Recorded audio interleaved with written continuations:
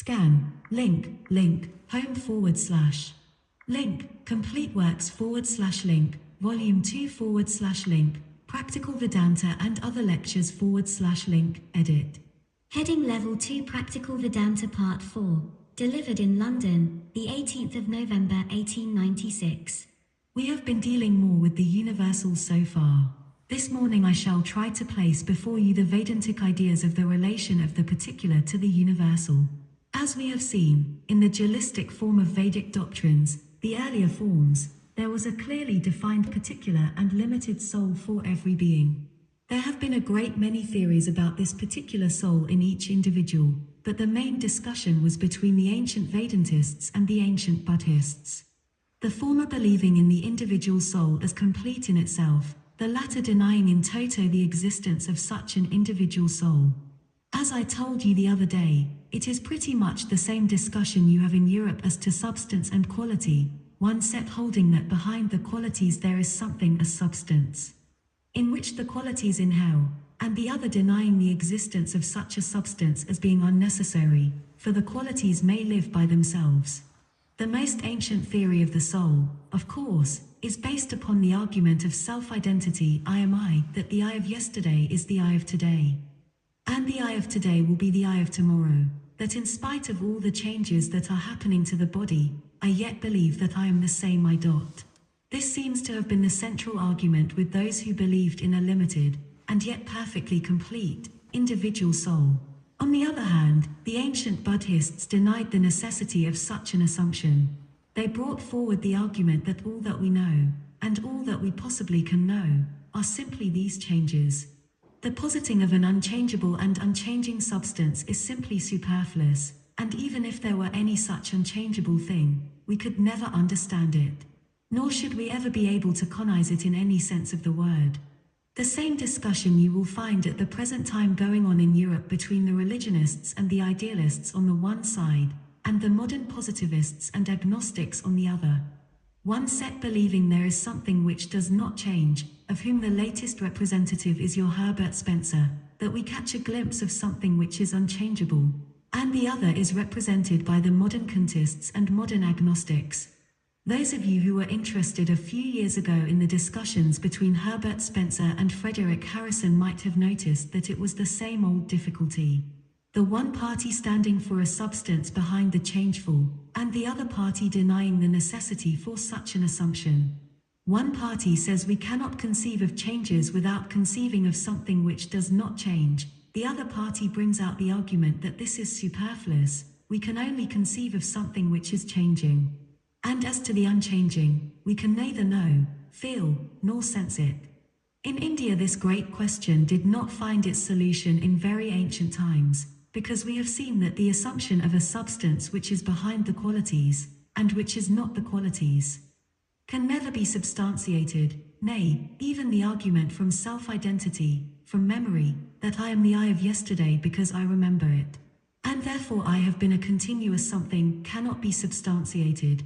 The other quibble that is generally put forward is a mere delusion of words. For instance, a man may take a long series of such sentences as I do, I go, I dream, I sleep, I move, and here you will find it claimed that the doing, going, dreaming, etc., have been changing. But what remained constant was that I. As such they conclude that the I is something which is constant and an individual in itself, but all these changes belong to the body. This, though apparently very convincing and clear, is based upon the mere play on words. The I and the doing, going, and dreaming may be separate in black and white, but no one can separate them in his mind. When I eat, I think of myself as eating, am identified with eating. When I run, I and the running are not two separate things. Thus the argument from personal identity does not seem to be very strong. The other argument from memory is also weak. If the identity of my being is represented by my memory, many things which I have forgotten are lost from that identity. And we know that people under certain conditions forget their whole past. In many cases of lunacy a man will think of himself as made of glass, or as being an animal. If the existence of that man depends on memory, he has become glass, which not being the case we cannot make the identity of the self depend on such a flimsy substance as memory. Thus we see that the soul as a limited yet complete and continuing identity cannot be established as separate from the qualities. We cannot establish a narrowed down, limited existence to which is attached a bunch of qualities. On the other hand, the argument of the ancient Buddhists seems to be stronger, that we do not know, and cannot know, anything that is beyond the bunch of qualities. According to them, the soul consists of a bundle of qualities called sensations and feelings. A mass of such is what is called the soul, and this mass is continually changing. The Advaitist theory of the soul reconciles both these positions. The position of the Advaitist is that it is true that we cannot think of the substance as separate from the qualities. We cannot think of change and not change at the same time. It would be impossible, but the very thing which is the substance is the quality. Substance and quality are not two things. It is the unchangeable that is appearing as the changeable. The unchangeable substance of the universe is not something separate from it. The noumenon is not something different from the phenomena, but it is the very noumenon which has become the phenomena. There is a soul which is unchanging, and what we call feelings and perceptions, nay, even the body, are the very soul, seen from another point of view. We have got into the habit of thinking that we have bodies and souls and so forth, but really speaking, there is only one. When I think of myself as the body, I am only a body. It is meaningless to say I am something else. And when I think of myself as the soul, the body vanishes, and the perception of the body does not remain. None can get the perception of the self without his perception of the body having vanished. None can get perception of the substance without his perception of the qualities having vanished. The ancient illustration of Advaita, of the rope being taken for a snake, may elucidate the point a little more. When a man mistakes the rope for a snake, the rope has vanished, and when he takes it for a rope, the snake has vanished, and the rope only remains. The ideas of dual or treble existence come from reasoning on insufficient data, and we read them in books or hear about them. Until we come under the delusion that we really have a dual perception of the soul and the body, but such a perception never really exists. The perception is either of the body or of the soul. It requires no arguments to prove it. You can verify it in your own minds. Try to think of yourself as a soul, as a disembodied something. You will find it to be almost impossible, and those few who are able to do so will find that at the time when they realize themselves as a soul they have no idea of the body. You have heard of, or perhaps have seen, persons who on particular occasions had been in peculiar states of mind, brought about by deep meditation, self-hypnotism, hysteria, or drugs. From their experience you may gather that when they were perceiving the internal something, the external had vanished for them. This shows that whatever exists is one. That one is appearing in these various forms, and all these various forms give rise to the relation of cause and effect. The relation of cause and effect is one of evolution, the one becomes the other, and so on. Sometimes the cause vanishes, as it were, and in its place leaves the effect. If the soul is the cause of the body, the soul, as it were, vanishes for the time being, and the body remains, and when the body vanishes, the soul remains. This theory fits the arguments of the Buddhists that were leveled against the assumption of the dualism of body and soul, by denying the duality, and showing that the substance and the qualities are one and the same thing appearing in various forms. We have seen also that this idea of the unchangeable can be established only as regards the whole, but never as regards the part. The very idea of part comes from the idea of change or motion. Everything that is limited we can understand and know, because it is changeable, and the whole must be unchangeable, because there is no other thing besides it in relation to which change would be possible. Change is always in regard to something which does not change, or which changes relatively less. According to Advaita, therefore, the idea of the soul as universal, unchangeable, and immortal can be demonstrated as far as possible.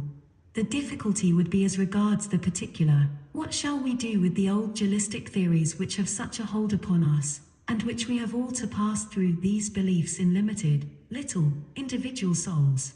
We have seen that we are immortal with regard to the whole, but the difficulty is, we desire so much to be immortal as parts of the whole. We have seen that we are infinite, and that is our real individuality, but we want so much to make these little souls individual. What becomes of them when we find in our everyday experience that these little souls are individuals, with only this reservation that they are continuously growing individuals?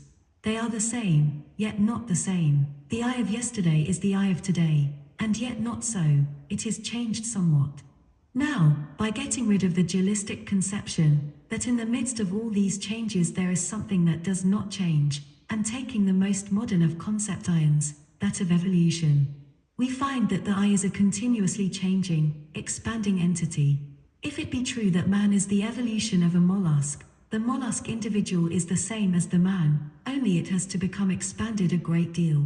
From mollusk to man it has been a continuous expansion towards infinity.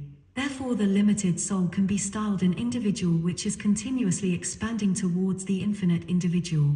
Perfect individuality will only be reached when it has reached the infinite, but on this side of the infinite it is a continuously changing, growing personality. One of the remarkable features of the Advaitist system of Vedanta is to harmonize the preceding systems. In many cases it helped the philosophy very much, in some cases it hurt it. Our ancient philosophers knew what you call the theory of evolution, that growth is gradual, step by step, and the recognition of this led them to harmonize all the preceding systems. Thus not one of these preceding ideas was rejected. The fault of the Buddhistic faith was that it had neither the faculty nor the perception of this continual, expansive growth. And for this reason it never even made an attempt to harmonize itself with the pre-existing steps towards the ideal. They were rejected as useless and harmful. This tendency in religion is most harmful. A man gets a new and better idea, and then he looks back on those he has given up, and forthwith decides that they were mischievous and unnecessary. He never thinks that, however crude they may appear from his present point of view, they were very useful to him, that they were necessary for him to reach his present state. And that every one of us has to grow in a similar fashion, living first on crude ideas, taking benefit from them, and then arriving at a higher standard. With the oldest theories, therefore, the Advaita is friendly. Dualism and all systems that had preceded it are accepted by the Advaita not in a patronizing way, but with the conviction that they are true manifestations of the same truth, and that they all lead to the same conclusions as the Advaita has reached. With blessing, and not with cursing, should be preserved all these various steps through which humanity has to pass. Therefore all these dualistic systems have never been rejected or thrown out, but have been kept intact in the Vedanta, and the dualistic conception of an individual soul, limited yet complete in itself, finds its place in the Vedanta. According to dualism, man dies and goes to other worlds, and so forth, and these ideas are kept in the Vedanta in their entirety. For with the recognition of growth in the Advaitist system, these theories are given their proper place by admitting that they represent only a partial view of the truth. From the dualistic standpoint, this universe can only be looked upon as a creation of matter or force, can only be looked upon as the play of a certain will, and that will again can only be looked upon as separate from the universe. Thus a man from such a standpoint has to see himself as composed of a dual nature, body and soul, and this soul, though limited, is individually complete in itself. Such a man's ideas of immortality and of the future life would necessarily accord with his idea of soul. These phases have been kept in the Vedanta, and it is, therefore, necessary for me to present to you a few of the popular ideas of dualism. According to this theory, we have a body, of course, and behind the body there is what they call a fine body. This fine body is also made of matter, only very fine. It is the receptacle of all our karma, of all our actions and impressions, which are ready to spring up into visible forms. Every thought that we think, every deed that we do, after a certain time becomes fine, goes into seed form, so to speak, and lives in the fine body in a potential form. And after a time it emerges again and bears its results. These results condition the life of man, thus he molds his own life. Man is not bound by any other laws excepting those which he makes for himself. Our thoughts, our words and deeds are the threads of the net which we throw round ourselves, for good or for evil. Once we set in motion a certain power, we have to take the full consequences of it. This is the law of karma. Behind the subtle body lives jiva, or the individual soul of man. There are various discussions about the form and the size of this individual soul. According to some, it is very small like an atom. According to others, it is not so small as that. According to others, it is very big, and so on. This jiva is a part of that universal substance, and it is also eternal. Without beginning it is existing, and without end it will exist. It is passing through all these forms in order to manifest its real nature, which is purity. Every action that retards this manifestation is called an evil action, so with thoughts. And every action and every thought that helps the jiva to expand, to manifest its real nature, is good.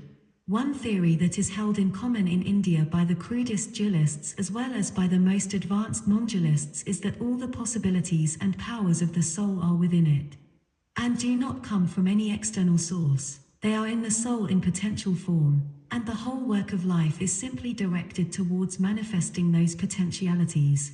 They have also the theory of reincarnation, which says that after the dissolution of this body, the jiva will have another, and after that has been dissolved, it will again have another, and so on.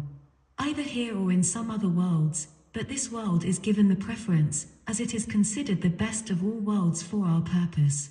Other worlds are conceived of as worlds where there is very little misery, but for that very reason, they argue, there is less chance of thinking of higher things there. As this world contains some happiness and a good deal of misery, the jiva sometime or other gets awakened, as it were, and thinks of freeing itself. But just as very rich persons in this world have the least chance of thinking of higher things, so the jiva in heaven has little chance of progress. For its condition is the same as that of a rich man, only more intensified. It has a very fine body which knows no disease, and is under no necessity of eating or drinking, and all its desires are fulfilled. The jiva lives there, having enjoyment after enjoyment, and so forgets all about its real nature. Still there are some higher worlds, where in spite of all enjoyments, its further evolution is possible. Some dualists conceive of the goal as the highest heaven, where souls will live with God forever. They will have beautiful bodies and will know neither disease nor death, nor any other evil, and all their desires will be fulfilled. From time to time some of them will come back to this earth and take another body to teach human beings the way to God, and the great teachers of the world have been such. They were already free, and were living with God in the highest sphere, but their love and sympathy for suffering humanity was so great that they came and incarnated again to teach mankind the way to heaven. Of course we know that the Advaita holds that this cannot be the goal or the ideal. Bodilessness must be the ideal. The ideal cannot be finite. Anything short of the infinite cannot be the ideal, and there cannot be an infinite body. That would be impossible, as body comes from limitation. There cannot be infinite thought, because thought comes from limitation. We have to go beyond the body, and beyond thought too, says the Advaita. And we have also seen that, according to Advaita, this freedom is not to be attained, it is already ours. We only forget it and deny it. Perfection is not to be attained, it is already within us. Immortality and bliss are not to be acquired, we possess them already, they have been ours all the time. If you dare declare that you are free, free you are this moment. If you say you are bound, bound you will remain. This is what Advaita boldly declares. I have told you the ideas of the dualists. You can take whichever you like. The highest ideal of the Vedanta is very difficult to understand, and people are always quarreling about it. And the greatest difficulty is that when they get hold of certain ideas, they deny and fight other ideas. Take up what suits you, and let others take up what they need. If you are desirous of clinging to this little individuality, to this limited manhood, remain in it, have all these desires, and be content and pleased with them. If your experience of manhood has been very good and nice, retain it as long as you like, and you can do so, for you are the makers of your own fortunes. None can compel you to give up your manhood. You will be men as long as you like, none can prevent you. If you want to be angels, you will be angels, that is the law. But there may be others who do not want to be angels even. What right have you to think that theirs is a horrible notion? You may be frightened to lose £100, but there may be others who would not even wink if they lost all the money they had in the world. There have been such men and still there are. Why do you dare to judge them according to your standard? You cling on to your limitations, and these little worldly ideas may be your highest ideal. You are welcome to them. It will be to you as you wish. But there are others who have seen the truth and cannot rest in these limitations, who have done with these things and want to get beyond. The world with all its enjoyments is a mere mud puddle for them. Why do you want to bind them down to your ideas? You must get rid of this tendency once for all. Accord a place to everyone. I once read a story about some ships that were caught in a cyclone in the South Sea Islands. And there was a picture of it in the Illustrated London News. All of them were wrecked except one English vessel, which weathered the storm. The picture showed the men who were going to be drowned, standing on the decks and cheering the people who were sailing through the storm, HMS Calliope and the American men of war at Samoa. Link 1 ed. Be brave and generous like that. Do not drag others down to where you are. Another foolish notion is that if we lose our little individuality, there will be no morality, no hope for humanity. As if everybody had been dying for humanity all the time. God bless you. If in every country there were 200 men and women really wanting to do good to humanity, the millennium would come in 5 days. We know how we are dying for humanity. These are all tall talks, and nothing else.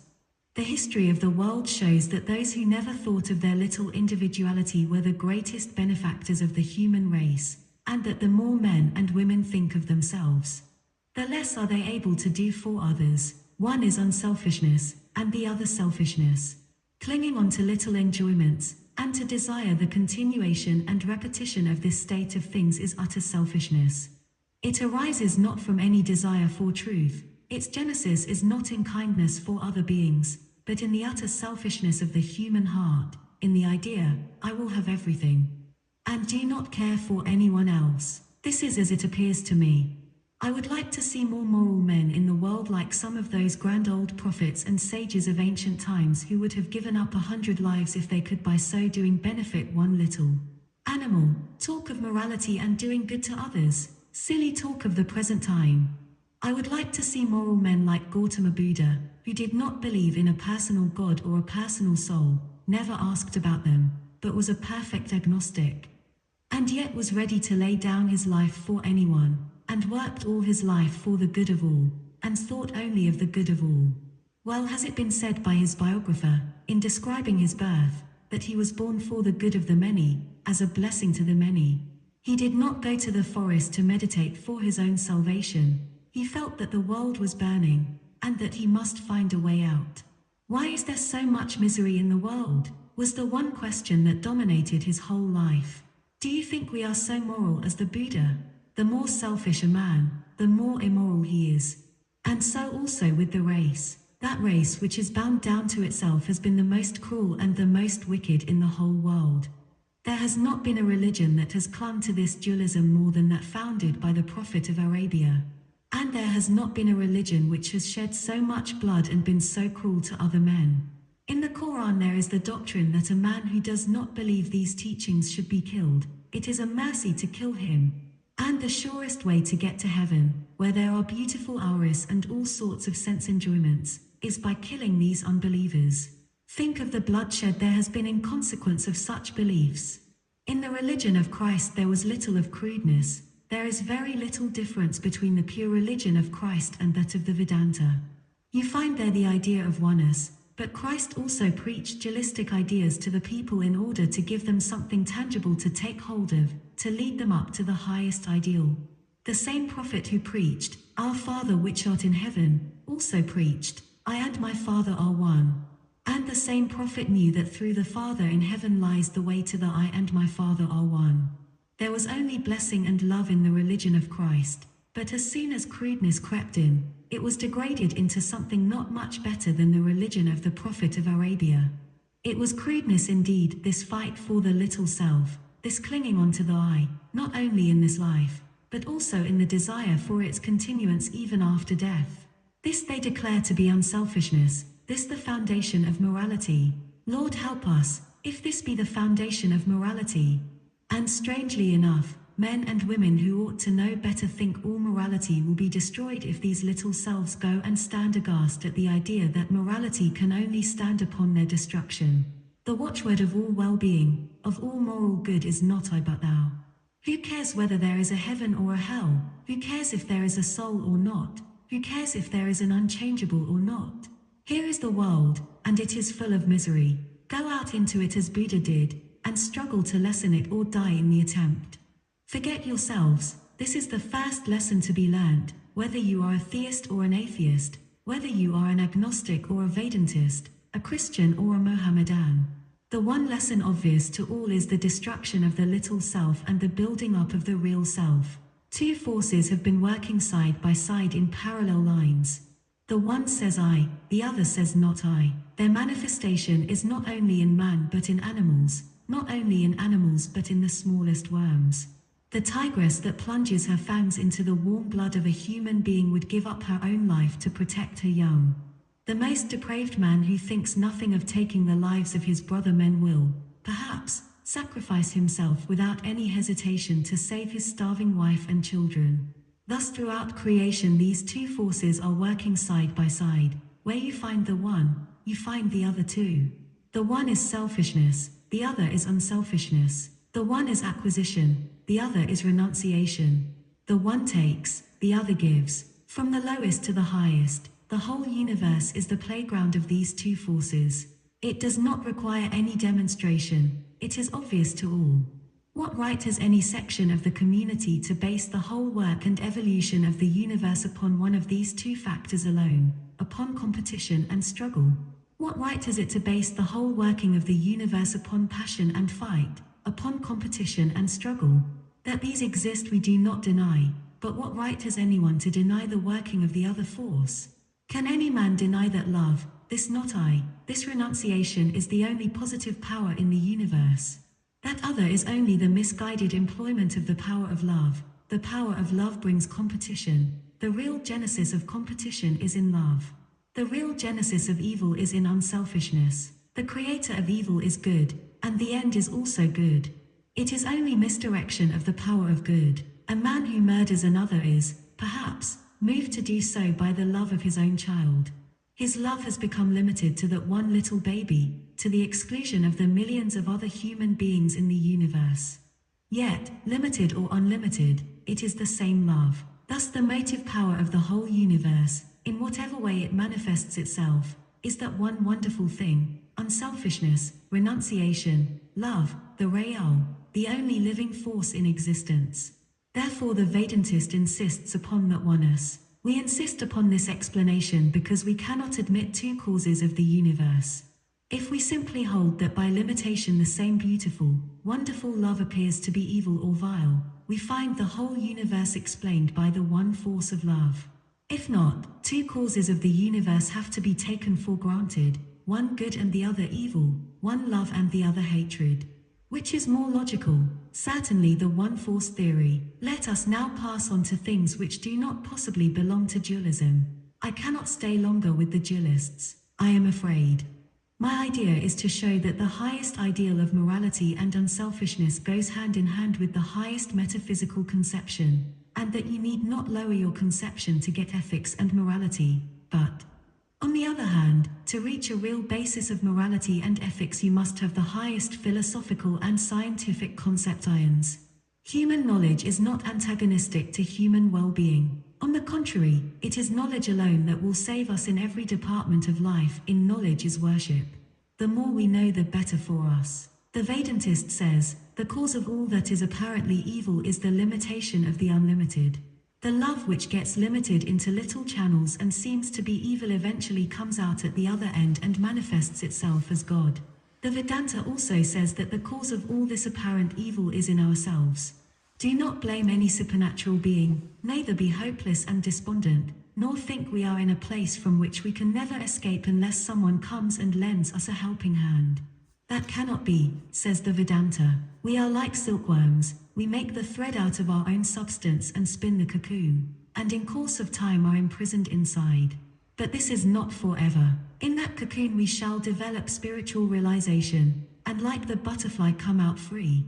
This network of karma we have woven around ourselves, and in our ignorance we feel as if we are bound, and weep and wail for help. But help does not come from without, it comes from within ourselves. Cry to all the gods in the universe. I cried for years, and in the end I found that I was helped. But help came from within, and I had to undo what I had done by mistake. That is the only way. I had to cut the net which I had thrown round myself, and the power to do this is within. Of this I am certain, that not one aspiration, well-guided or ill-guided in my life, has been in vain, but that I am the resultant of all my past. Both good and evil. I have committed many mistakes in my life, but mark you, I am sure of this, that without every one of those mistakes I should not be what I am today. And so am quite satisfied to have made them. I do not mean that you are to go home and willfully commit mistakes. Do not misunderstand me in that way.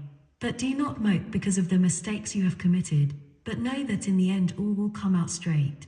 It cannot be otherwise, because goodness is our nature, purity is our nature, and that nature can never be destroyed. Our essential nature always remains the same. What we are to understand is this, that what we call mistakes or evil, we commit because we are weak, and we are weak because we are ignorant. I prefer to call them mistakes. The word sin, although originally a very good word, has got a certain flavor about it that frightens me. Who makes us ignorant? We ourselves. We put our hands over our eyes and weep that it is dark. Take the hands away and there is light. The light exists always for us, the self-effulgent nature of the human soul. Do you not hear what your modern scientific men say?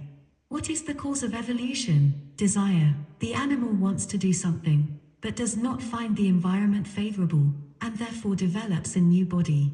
Who develops it? The animal itself, its will. You have developed from the lowest amoeba. Continue to exercise your will and it will take you higher still. The will is almighty. If it is almighty, you may say, why cannot I do everything? But you are thinking only of your little self. Look back on yourselves from the state of the amoeba to the human being. Who made all that? Your own will. Can you deny then that it is almighty? That which has made you come up so high can make you go higher still.